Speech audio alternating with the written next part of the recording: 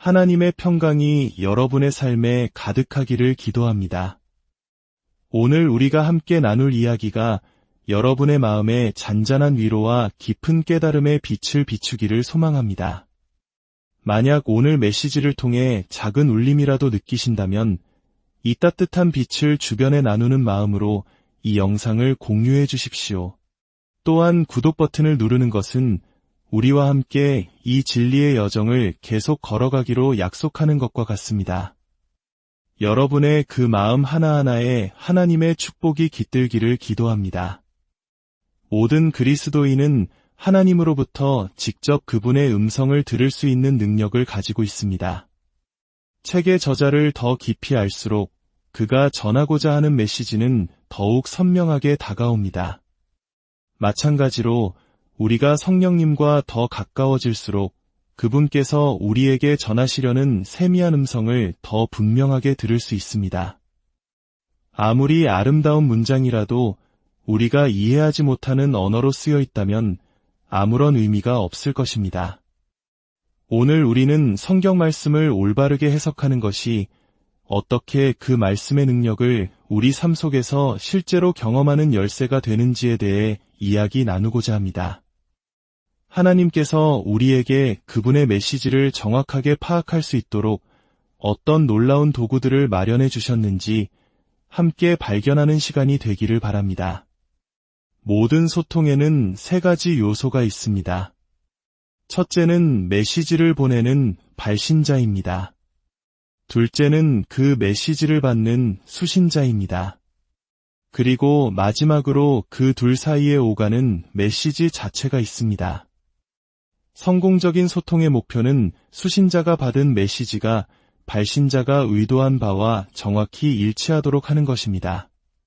성경이 기록되던 기원전 1400년부터 기원 후 90년까지 약 1500년이라는 기나긴 시간 동안 성령님의 중요한 역할 중 하나는 바로 하나님의 메시지가 왜곡되지 않도록 지키시는 것이었습니다. 그 오랜 세월 동안 수많은 사람들의 손을 거치면서도 태초에 시작된 하나님의 말씀이 변질되지 않고 온전히 우리에게까지 전달될 수 있었던 것은 전적으로 성령님의 신실하신 역사 덕분입니다. 오늘 저는 해석의 중요성에 대해 이야기하고 싶습니다. 성경을 올바르게 이해하는 것은 그 말씀이 여러분의 삶 속에서 살아 움직이게 하는 핵심이기 때문입니다. 많은 사람들이 성경을 멀리하는 이유 중 하나로 이해할 수 없어요. 도무지 말이 되지 않아요 라고 말합니다. 그래서 성경의 의미를 파악하는 것, 즉 해석의 문제가 매우 중요해집니다. 이를 설명하는 전문 용어로 해석학이라는 말이 있습니다. 이는 고대 그리스 신화에 나오는 헤르메스라는 신의 이름에서 유래했습니다. 헤르메스의 역할은 신들의 언어를 인간의 수준에 맞게 통역하여 전달하는 것이었습니다. 신과 인간 사이의 거대한 간극을 메우는 번역가의 역할을 했던 것입니다. 이처럼 하나님의 깊은 진리를 우리의 삶에 적용할 수 있도록 그 의미를 풀어내는 과정을 우리는 해석이라고 부릅니다. 사도행전 8장을 보면 에디오피아 여왕의 모든 국고를 맡은 권세 있는 내시의 이야기가 나옵니다. 그는 예루살렘에 예배하러 왔다가 돌아가는 길이었습니다. 그는 마차에 앉아 이사야 선지자의 글을 읽고 있었습니다. 바로 그때 성령께서 빌립에게 이 마차로 가까이 나아가라고 말씀하셨습니다. 성령의 인도하심에 따라 빌립은 성경을 읽고 있는 한 사람에게로 이끌렸습니다. 빌립이 달려가 그가 이사야서를 읽는 것을 듣고 물었습니다. 지금 읽고 있는 것을 깨닫고 있습니까? 당신은 지금 글자를 읽고 있지만 그 의미가 마음에 와닿고 있나요? 라고 물은 것입니다. 그러자 내시는 이렇게 대답했습니다. 나를 지도해주는 사람이 없는데 어찌 깨달을 수 있겠습니까? 그리고 그는 빌립에게 마차에 올라와 함께 앉기를 청했습니다. 그가 읽던 구절은 예수 그리스도께서 희생제물로 이끌려가시는 장면에 대한 예언이었습니다.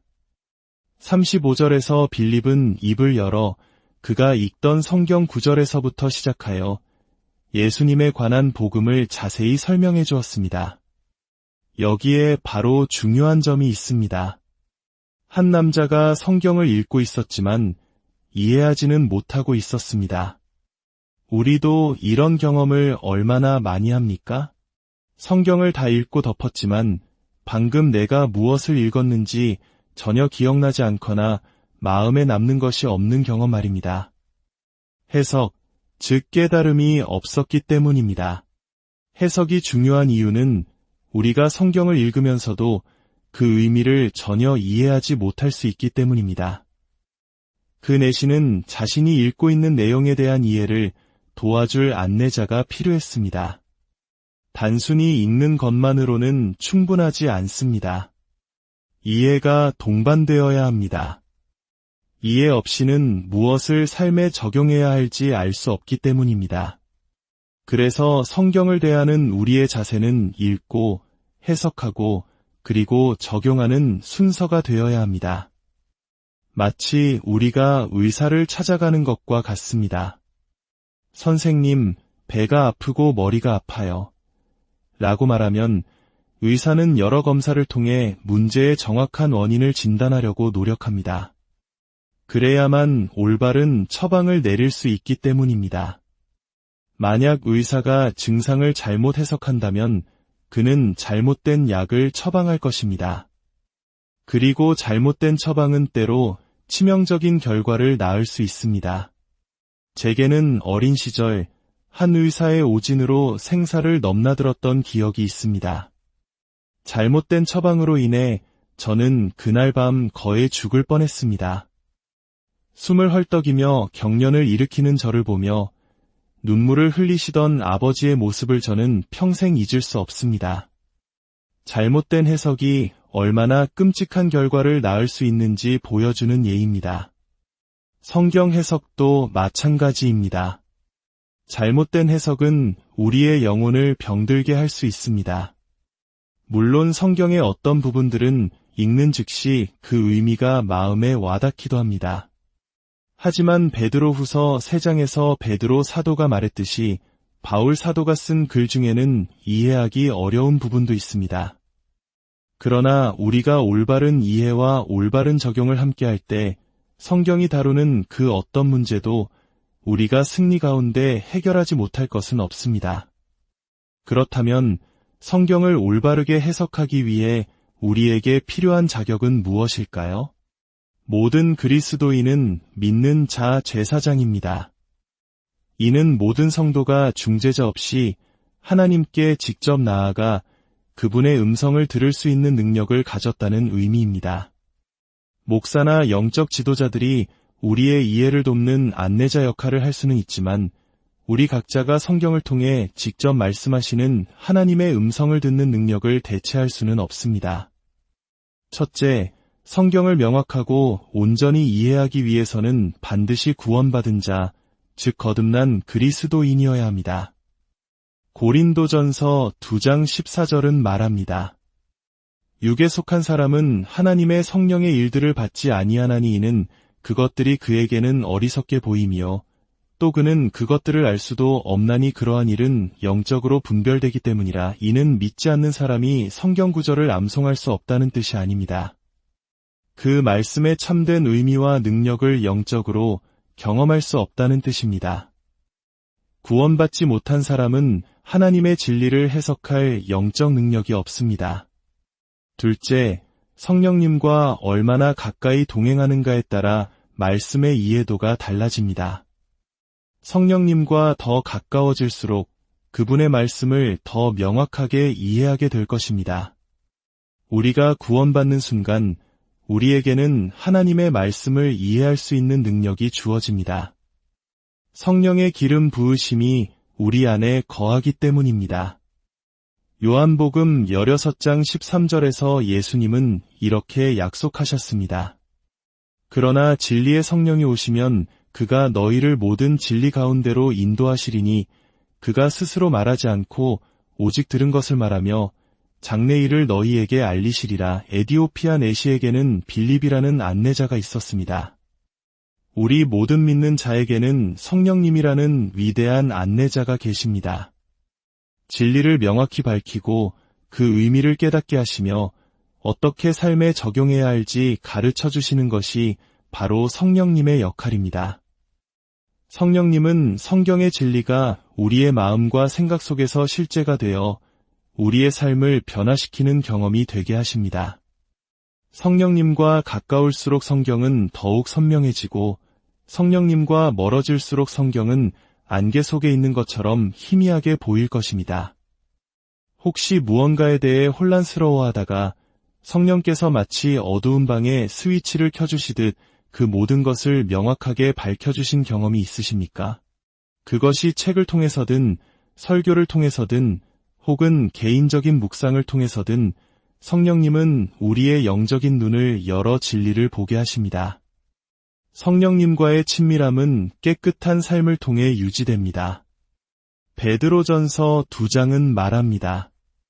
그러므로 모든 악독과 모든 기만과 외식과 시기와 모든 비방하는 말을 버리고 갓난아기들 같이 순전하고 신령한 젖을 사모하라. 이는 그로 말미암아 너희로 구원에 이르도록 자라게 하려 함이라. 우리의 삶에 죄악이 가득하면 마치 라디오의 주파수가 맞지 않아 잡음이 들리는 것처럼 하나님의 음성을 깨끗하게 들을 수 없습니다. 또한 말씀을 이해하기도 전에 순종하려는 마음가짐이 필요합니다. 이해하면 순종할게요.가 아니라 순종하겠습니다. 깨닫게 해주세요. 라는 자세가 필요합니다.